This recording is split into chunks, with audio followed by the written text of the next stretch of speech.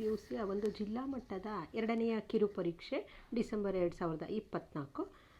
ನಿಮ್ಗೆ ಈಗಾಗಲೇ ಗೊತ್ತಿರೋಂಗೆ ಇದರ ಅವಧಿ 1 ಗಂಟೆ 30 ನಿಮಿಷಗಳು, ಗರಿಷ್ಠ ಅಂಕಗಳು 40. ಪ್ರಶ್ನೆ ಪತ್ರಿಕೆಯನ್ನು ನೋಡ್ತಾ ಹೋಗೋಣ.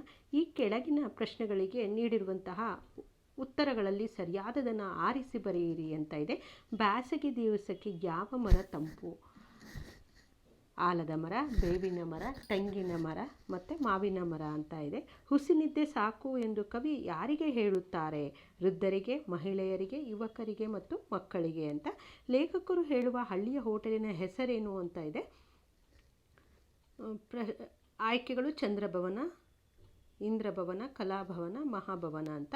ಹಾಗೆ ರೇಂಜರ್ ಆನೆಗೆ ಶೂಟ್ ಮಾಡುವಂತೆ ಯಾರಿಗೆ ಸೂಚಿಸ್ತಾರೆ?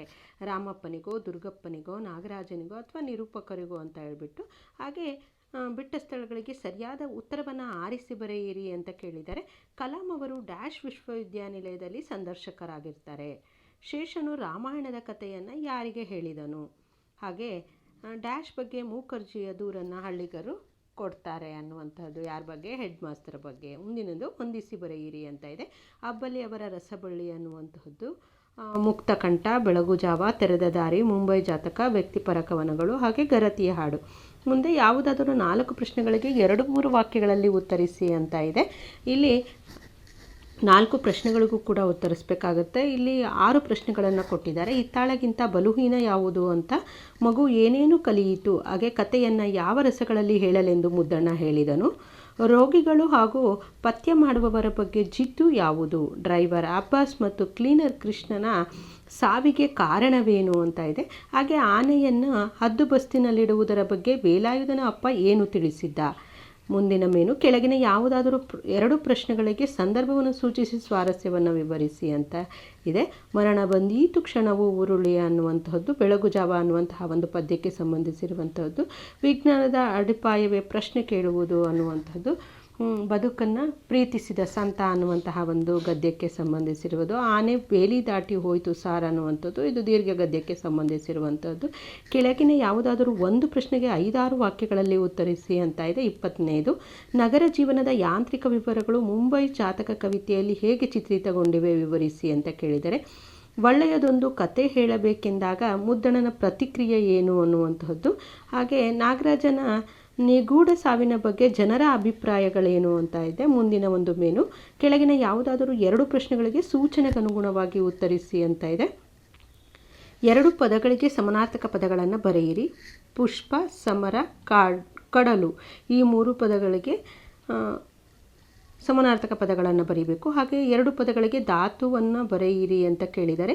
ನಿಂತರು, ಅಳುತ್ತಿತ್ತು, ಎದ್ದರು ಅನ್ನುವಂಥದ್ದು. ಹಾಗೆ 2 ತತ್ಸಮಗಳಿಗೆ ತದ್ಭವ ರೂಪಗಳನ್ನು ಬರೆಯಿರಿ ಅಂತ ಇದೆ. ಕಸ್ತೂರಿ, ಅಕ್ಷರ, ವೀರ. ನೋಡಿ ಇಲ್ಲಿ ಸಮಾನಾರ್ಥಕ ಪದಗಳಿಗೆ ಪುಷ್ಪ ಅಂತ ಇರೋದಕ್ಕೆ ಹೂವು, ಕುಸುಮ ಅಂತ ಬರಿಬೋದು. ಹಾಗೆ ಸಮರ ಅನ್ನುವಂಥದ್ದಕ್ಕೆ ಹೋರಾಟ, ಕಾಳಗ ಅಂತ ಬರಿಬೋದು. ಕಡಲು ಅನ್ನುವಂಥದ್ದಕ್ಕೆ ಸಮುದ್ರ, ಹಾಗೆ ತೊರೆ ಅಂತಲೂ ಕೂಡ ಬರಿಬೋದು. ಹಾಗೆ 2 ಧಾತುವನ್ನು ಬರೆಯಿರಿ. ನಿಂತರು ಅಂತ ಇದೆಯಲ್ಲ, ಅಲ್ಲಿ ಕ್ರಿಯಾಪದದ ಮೂಲ ರೂಪಕ್ಕೆ ಧಾತು ಅಂತ ಹೇಳ್ಬಿಟ್ಟು ಕರೀತಾರೆ. ನಿಂತರು ಅನ್ನುವಂಥದ್ದಕ್ಕೆ ನಿಲ್ಲು, ಅಳುತ್ತಿತ್ತು ಅನ್ನುವಂಥದ್ರಲ್ಲಿ ಅಳು, ಎದ್ದರು ಅನ್ನುವಂಥದ್ರಲ್ಲಿ ಏಳುವುದು. ಹಾಗೆ 2 ತತ್ಸಮಗಳಿಗೆ ತದ್ಭವ ರೂಪಗಳನ್ನು ಬರೆಯಿರಿ ಅಂತ ಕೇಳಿದರೆ. ಕಸ್ತೂರಿ ಅನ್ನುವಂಥದ್ದಕ್ಕೆ ಕತ್ತೂರಿ, ಅಕ್ಷರ ಅನ್ನುವಂಥದ್ದಕ್ಕೆ ಅಕ್ಕರ, ವೀರ ಅನ್ನುವಂಥದ್ದಕ್ಕೆ ವೀರ. ಹಾಗೆ ಮುಂದಿನ ಮೇನು ಕೆಳಗಿನ ಒಂದನ್ನು ಕುರಿತು ಪ್ರಬಂಧ ಬರೆಯಿರಿ ಅಂತ ಇದೆ. ಇಲ್ಲಿ 2 ಕೊಟ್ಟಿದ್ದಾರೆ, ಅದರಲ್ಲಿ ಯಾವುದಾದ್ರೂ ಒಂದಕ್ಕೆ ಮಾತ್ರ ನೀವು ಬರೀಬೇಕಾಗುತ್ತೆ. ರಕ್ತದಾನ ಮತ್ತು ನೇತ್ರದಾನದ ಮಹತ್ವ, ರಾಷ್ಟ್ರೀಯ ಭಾವೈಕ್ಯತೆಯನ್ನು ಮೂಡಿಸುವಲ್ಲಿ ರಾಷ್ಟ್ರೀಯ ಹಬ್ಬಗಳ ಪಾತ್ರ ಅಂತ ಕೇಳಿದರೆ. ಮುಂದಿನದು ಕೆಳಗಿನ ಒಂದನ್ನು ಕುರಿತು ಪತ್ರ ಬರೆಯಿರಿ ಅಂತ ಕೇಳಿದರೆ. ಮಹೇಶ ಗಾಯತ್ರಿ ದ್ವಿತೀಯ PUC ಸ್ವತಂತ್ರ ಪದವಿ ಪೂರ್ವ ಕಾಲೇಜು, ಮಡಿಕೇರಿ, ಕೊಡಗು ಜಿಲ್ಲೆ. ಈ ವಿಳಾಸದಲ್ಲಿರುವವರು ನೀವೆಂದು ಭಾವಿಸಿ ಸಹನಾ ವೈ. ನಾಗೇಶ್ ಶಾಸ್ತ್ರಿ ರಸ್ತೆ, ಬಳ್ಳಾರಿ ಜಿಲ್ಲೆ. ಈ ವಿಳಾಸದಲ್ಲಿರುವ ನಿಮ್ಮ ಗೆಳತಿಗೆ ನೀವು ಮಾಡಿದ ಪ್ರವಾಸ ಅನುಭವವನ್ನು ವಿವರಿಸಿ ಪತ್ರ ಬರೆಯಿರಿ ಅಂತ ಕೇಳಿದರೆ. ಹಾಗೆ ಪ್ರಕಾಶ ವಿನುತ ಅಮರಾಪುರ, ಸಿಂಧನೂರು ತಾಲೂಕು, ರಾಯಚೂರು ಜಿಲ್ಲೆ. ಇಲ್ಲಿ ವಾಸವಿದ್ದೀರೆಂದು ಭಾವಿಸಿ ನಿಮ್ಮ ಊರಿನಲ್ಲಿ ಗ್ರಂಥಾಲಯವನ್ನು ಸ್ಥಾಪಿಸಿಕೊಡುವಂತೆ ಕೋರಿ ಗ್ರಂಥಪಾಲಕರಿಗೆ ಪತ್ರವನ್ನು ಬರೆಯಿರಿ ಅಂತ ಇದೆ. ಇಷ್ಟು ನಿಮ್ಮ ಒಂದು ದ್ವಿತೀಯ ಕಿರು ಪರೀಕ್ಷೆಯ ಒಂದು ಪ್ರಶ್ನೆ ಪತ್ರಿಕೆ ಆಗಿತ್ತು. ಧನ್ಯವಾದಗಳು.